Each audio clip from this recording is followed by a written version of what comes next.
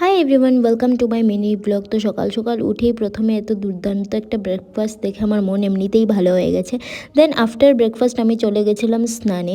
স্নান করে এসে আমি প্রথমেই পুজোটা দিয়ে দিয়েছি, কারণ সকাল সকাল পুজো দিলে পুরো দিনটা আমার খুব পজিটিভ যায়। তারপর মা আর আমি চলে গেছিলাম পেছনে। আমাদের গাছে এত নিচু নিচু করে আম ধরেছে, আমরা লিটারেলি হাত দিয়ে পারতে পারছিলাম। তো এখানে দেখো এতগুলো আম নিয়ে ঘরে চলে এসেছি। কিছুটা রেখে দিয়েছি টক খাওয়ার জন্য, আর কিছুটা মা মাখা বানাচ্ছে এখানে। এত টেম্পটিং লাগছে, তোমাদেরও জিভে জল আসছে তাই না? তো এখানে দেখো মা আম মাখা বানাচ্ছে, আর এখানে গাছের কটা মরিচও আমরা এনেছি। তো এখানে মা খুব ভালোভাবে আম মাখাটা প্রিপেয়ার করছে, আর এখানে দেখো আম মাখা রেডি।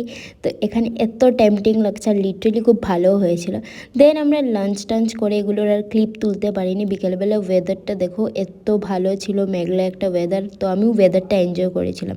তারপর সন্ধ্যাবেলা বাবা নিয়ে এসছে চপ, চিকেন চপ। চপটাও ভীষণ ছিল। তো আজকের জন্য এতটুকুই। Bye bye.